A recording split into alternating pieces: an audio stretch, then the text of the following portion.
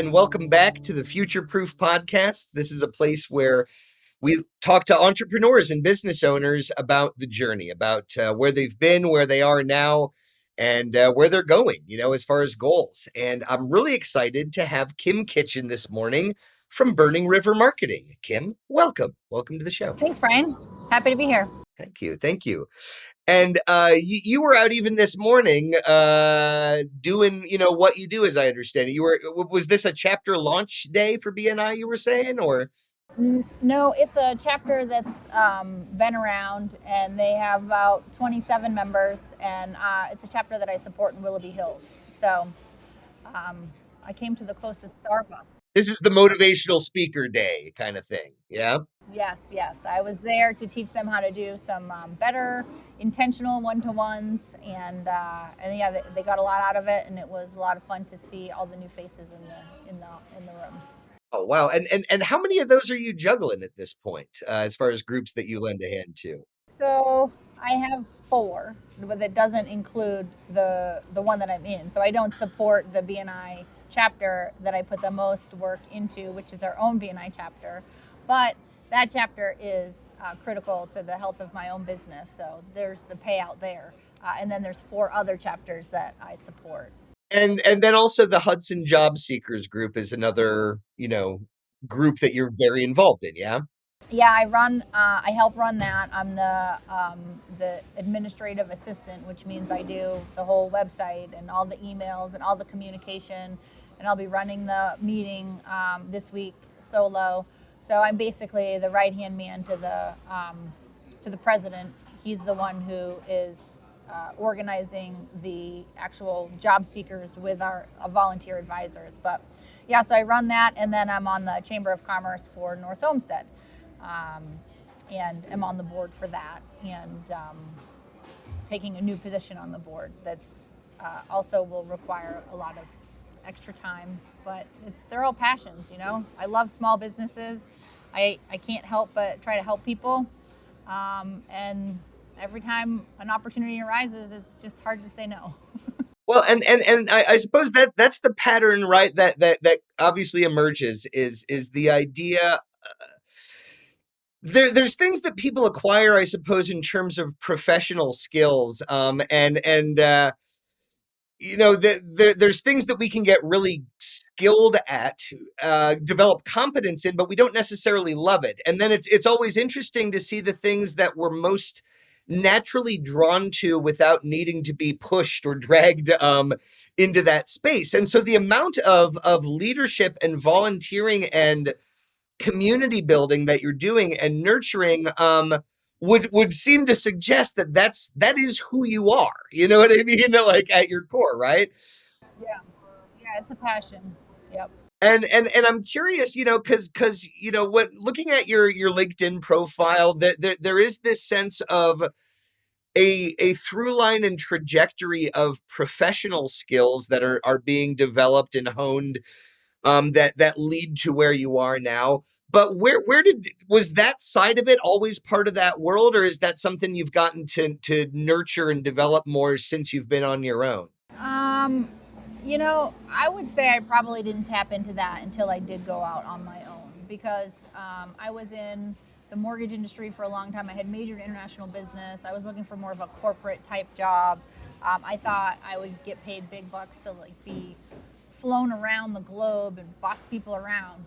That was in my mind as a young 20-something, right? And then I wound up getting into the mortgage industry. And that was in the mortgage industry for almost a decade, and transitioned into insurance, which led me to BNI. And I have to say that until I was in BNI, I didn't really hone in on a passion for helping small business owners. I always did with my financial transactions. My dad's a small business owner. So, in Maine, where I'm from, the economy is mostly small individual solo shops because we don't have a large population. So big franchises don't find it appealing. So it's mostly small businesses. So that was always part of, I think, my upbringing. But I didn't realize how much I could actively help until I was in a BNI group. And I was like, wow, this is fun. I help other people. And I enjoy that. And then people like me. And then they wind up doing business with me. And so, you know, I developed a whole business model around, just helping small business owners. Love it. And so, you mentioned BNI certainly bringing out and fostering that side of the community building and helping small businesses in particular. The service that you deliver and provide is search engine optimization. I guess for you to define yourself, what's your elevator pitch? How do you introduce yourself to somebody new and explain Burning River? Yeah, so for me, search engine optimization is it's obviously how your website shows up in the search engine, but I don't really like working with companies that aren't looking for leads. I'm really passionate about a small business owner who needs leads coming in to pay their people and pay themselves and put food on their table and grow their business and hit all these objectives that they might have for their business. And in order to do that, they need the phone to ring, they need their emails to light up, they need people who want their service. So I found SEO by trying to help people do that. And I actually started with social media. I wound up going from mortgages to somebody asked me to do some social media stuff before I even knew what social media was. And I was getting very frustrated getting direct ROI results with social media. I was doing blog posts for the tweets. This was back in like 2010, for the tweets to link to the blog posts. And then I realized, wow, I can put analytics on this blog post. And then when I started looking at the analytics on this blog post, so I could see that people that were searching these key phrases that would be relevant to this business are finding this blog post. And that's how I kind of like got into SEO as a passion for helping businesses to attract people that are literally searching for their services. And they might be searching, like, let's say you need a chimney repair. You might not actually be searching for chimney repair near me. You might be searching for, why is smoke coming into my house? Or how can I tell if there's a nest in my chimney? So, by creating content on somebody's website that answers those questions, the people are not going to go into their chimney themselves and remove the nest. And they're going to need an inspection, and they're going to need a little camera scope to come down. So you Googled the question, you came to, this chimney sweep's website to get the question answered. And now it says right here, contact us. And so it went from an inquiry to now it's business. So that evolution just really attracted me, and so that's what I do. I guess that would be a horrible elevator pitch, but if somebody wants more business, then I turn their website into a lead generation tool by coming up with strategy and creating content.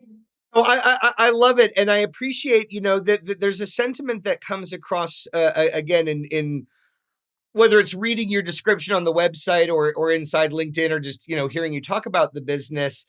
I like the cutting out the sort of nonsense filler aspects of marketing, and zeroing in. And for small businesses in particular, I really look at that as a critical thing, that nothing else in a way matters. Like the example I'll always, use to joke with people, and in part because I've been in places where I've sold it. As I did work with Mapleside Farms before, where they wanted sponsorship, clients and stuff like that, right? Where it's like, yeah, like to sit there with a small business and be like, hey, don't you want your logo to be on a banner at the entrance? I mean, it's like there's stuff like that it has.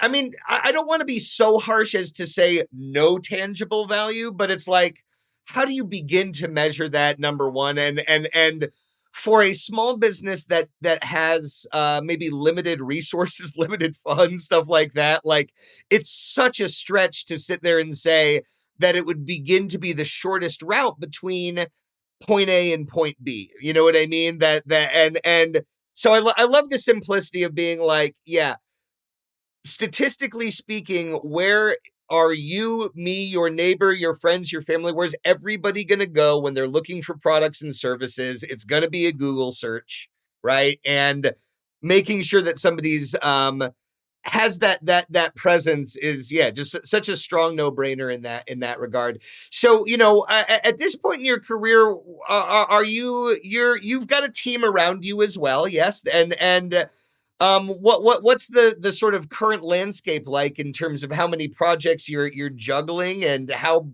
large of a region do you support, Yeah, no, so that's a great question. I have 3 people that work with me now, and they help to create content, but I am still the kind of the funnel, which becomes a problem in and of itself, because when I take on a new client, I'm like super passionate about that client, and I need to understand, um as I kind of alluded to with my strategy, I need to understand exactly what their business is and who would want their services, because I've got to come up with an idea of like, well, what would people be searching, and kind of reverse engineer a potential client experience from inquiry to actually becoming a lead for the client, and I can't outsource that. So that's all me. So I become sort of like this bottleneck. And then when I get into a good rhythm where I'm like, okay, the services kind of fall into these 4 funnels, these are sort of the avatars or the ideal clients that they would probably want for all these 4 funnels. This is what they would be looking for. This is what would be appealing to them. Now let's create content that would speak to those people. Then once I get that, then I can do a video of myself creating the content and explaining the strategy, and then send it to the girls. They just all happen to be females that will help create the blog post. But I kind of have to get it into a good rhythm where, they don't need to think for themselves. They can kind of follow directions, and that I've laid out the strategy. So that's a problem. That's a problem for my business because, as you asked, like how many people are you juggling right now? I have 15 clients. My goal was to get to 20 clients in 2026. And there's, although I'm still keeping up with my existing clients, I have 3 people right now that want to work with me that I can't even get to the discovery meeting for, because I'm still kind of onboarding. In my mind, I call it onboarding, but I'm getting into a rhythm with 3 other clients that it's taken me 2 or 3 months to get into a rhythm with. And that's just taken me a while, because sometimes I'm inheriting a website that's kind of janky. It's like not organized well. And even though I want to have a strategy moving forward, I'm still fixing a strategy that really wasn't very strategic while creating a new one. And it's taking twice as much time. So the answer is, right now I'm struggling to scale my business and get myself out of it. That's where my business is. So I've got to figure out some solutions for that. So that I can take on a new client, still put in my strategy, because otherwise I don't know what the value proposition of Burning River Marketing would be. So I still have to be the one to come up with a strategy, but it's got to be a faster um, turnover where I can take on a new client and get my team involved. Instead, I'm kind of the one solo involved for the first 3 to 4 months, and that's limiting. Well, I certainly understand the unique value, like, and you touched on it, that you're going like, well, if I'm not involved, then what is the unique value being offered? Is it conceivable from a scalability standpoint? Could you, in a way, replicate yourself? Is it possible that a teammate could come on board that you respect their version of your process enough to feel like it still represents the brand? Yeah, that's I'm getting a little bit of feedback. Okay. So I think I got your question was, kind of replicating myself, finding a teammate that's maybe not just so much of an order taker, but somebody that can, also help from a strategic side. And I have not taken that step yet, but that would be a potential solution. It's just then we are doing, profit sharing, and then it's more of a partnership. When I first started Burning River Marketing, it was going to be a partnership. Um, and when we were figuring out how to divide, so partnerships are interesting, right? Because like they're almost like talking about a divorce before you get married. which is very important lesson. You got to figure out how are you going to divide everything, who's going to get the kids, and for what time before you even get married. And so that's kind of how a partnership works, is that like, well, if we did separate, who gets the clients, how do we determine whose clients are who's getting what.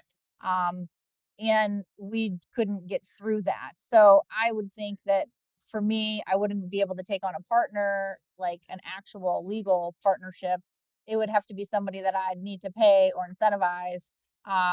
So that's a whole nother group of challenges, and that's why I've just really been bottlenecked into, I'm the strategy and the brain, and then I just have implementers, and they're wonderful. Like most of the people on my team are stay-at-home moms. They're using the work that they do with Burning River Marketing to supplement either their husband's income, or to supplement a part-time job, and they get to make their own schedule. And I love it. They're local. I get to talk to them. I get to transfer their money to them every month. And it's actually rewarding to work with somebody local.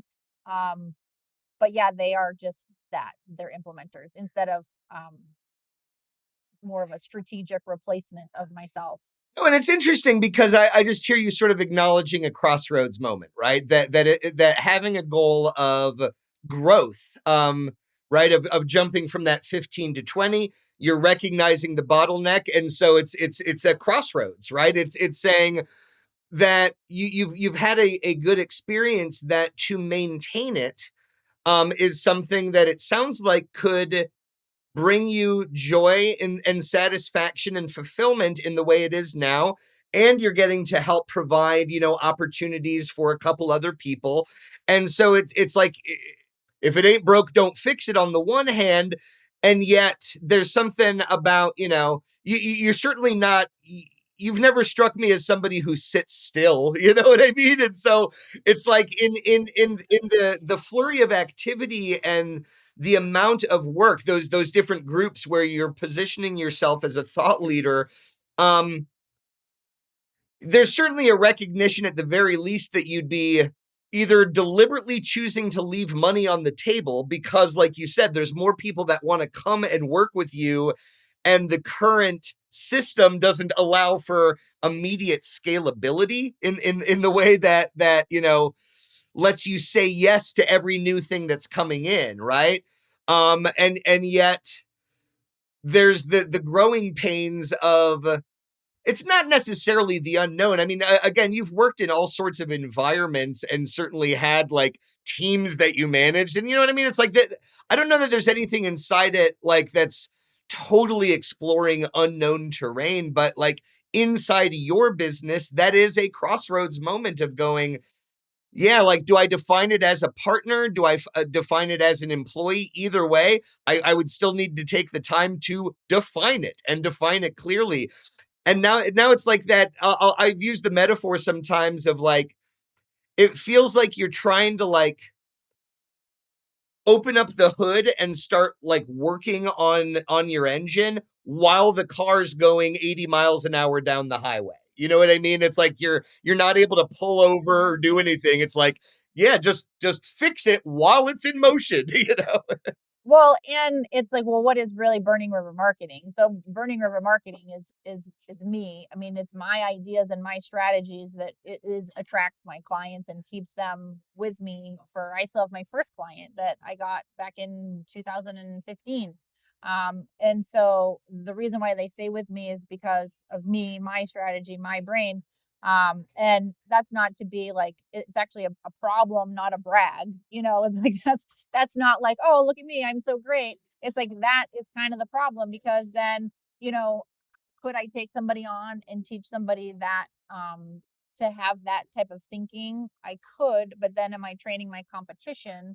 I was in the mortgage industry long enough to see people come in, learn how to do mortgages, and then go start their own brokerage. And that was kind of like, I couldn't help but notice that, wow, they came in, they used all of this company's resources. They learned how to do this. They learned how to get the leads. They learned how to have the phone call. They used their desk, their Wi-Fi, all of their resources. And then they basically stole other employees and they went and started their own mortgage firm, that kind of leaves me with a little bit of PTSD about, like, if I had somebody come in and I'm like, oh, let me teach you how to do everything I do. Well, they could go start freezing river marketing. You know what I mean? Like, and it could be a pretty easy to do. So that's why really that's where I get stuck. And in do I take on a partner so it's more of a legal situation, or do I just keep doing what I'm doing and then try to find it would be cool if I found another Burning River Marketing, somebody that was just like me, kind of like a 1 to a 5-man shop that really our values aligned, and then we came together to pool resources. That would be ideal, because then they're bringing the same to the table that I'm bringing. But anyway, we'll see in the next probably 2 years if I grow or if I just get settled into being more of a self-employed than a business owner, if that makes sense.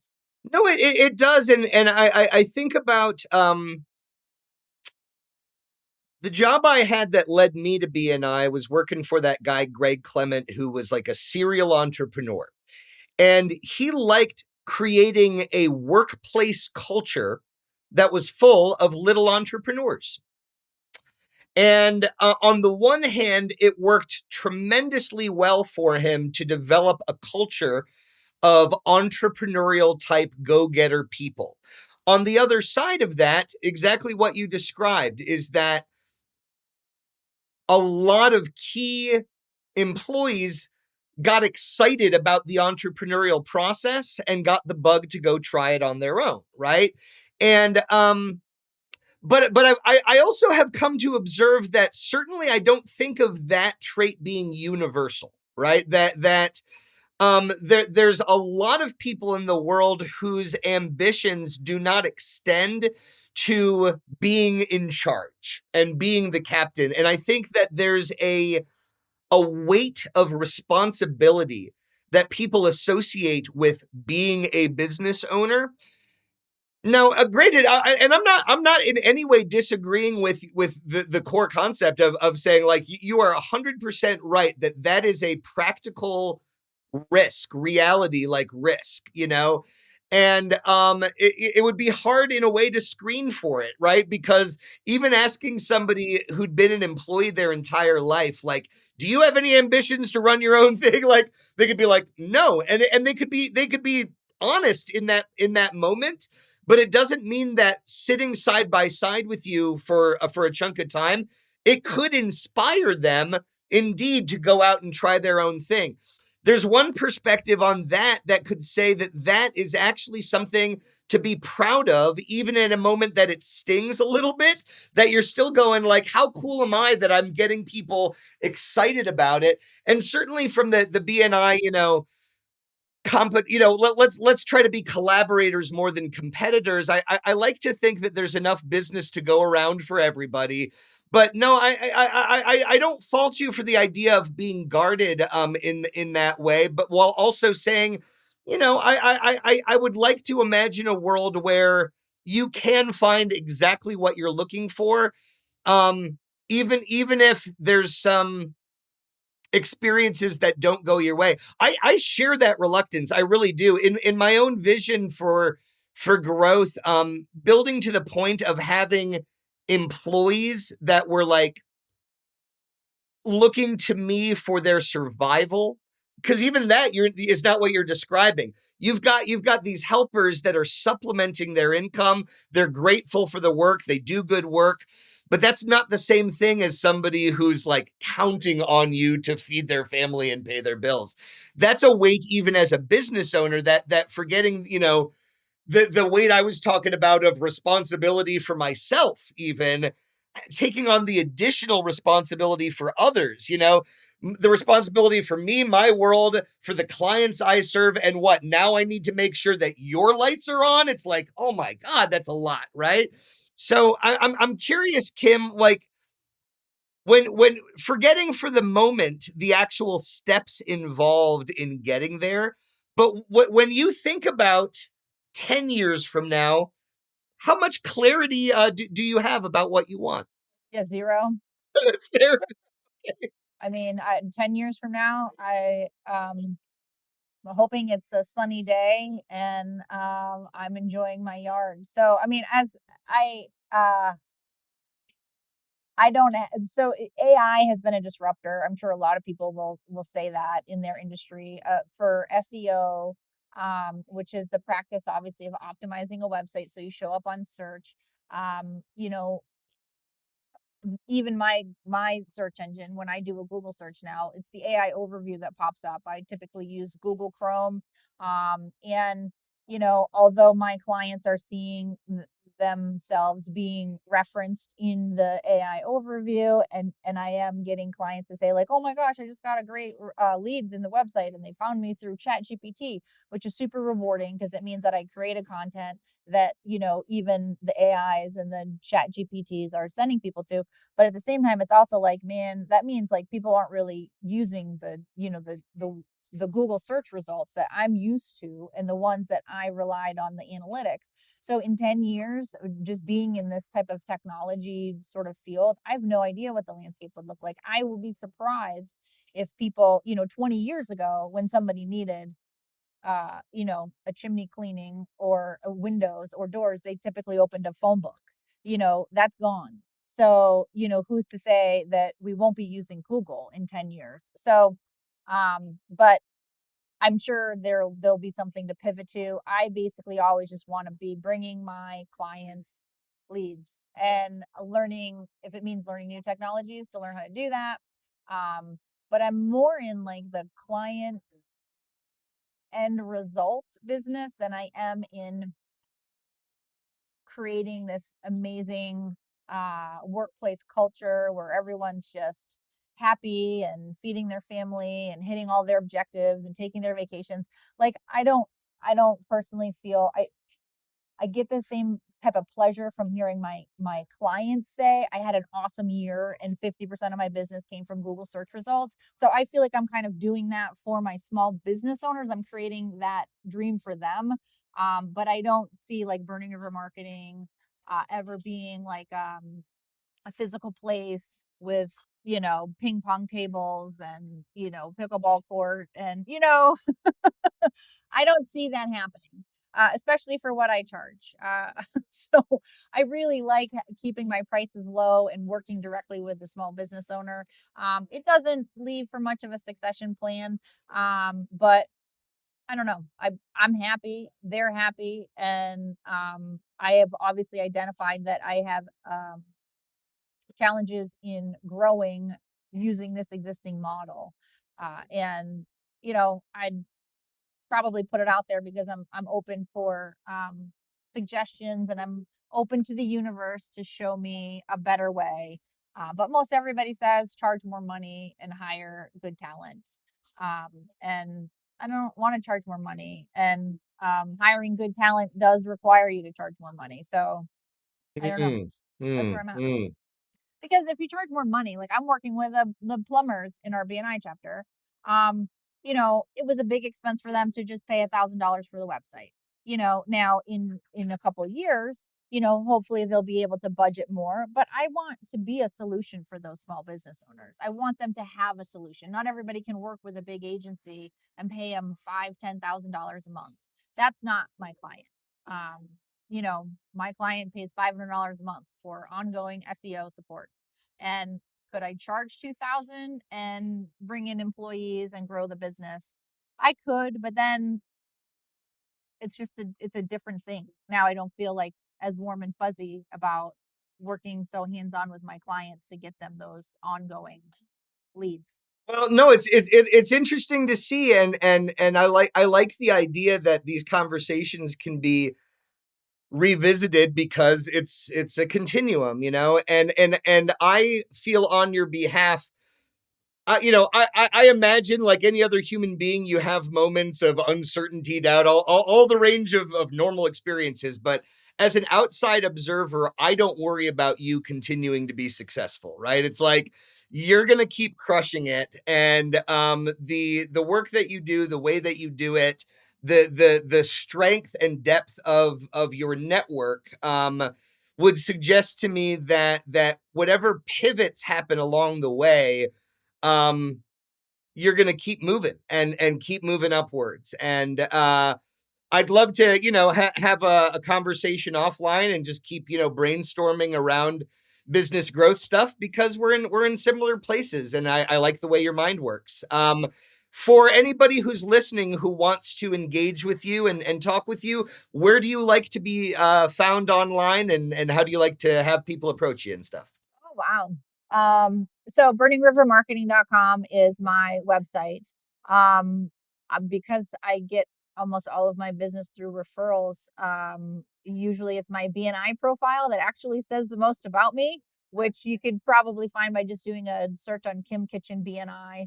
And that is going to give you links to all my socials. And yeah, and my that's my cell phone number that I have published, so anybody can text me, email me. Email's probably the best way to reach me. But yeah, that'd be great. I'd love to hear from people. Well, I appreciate you taking some time to share your world and share some ideas and goals with us. And yeah, we'll keep the conversation alive and going. And I look forward to checking in with you again and seeing how the journey has evolved. Yeah, my pleasure. I would love that too. All right. Thanks, Brian. Thanks for the time.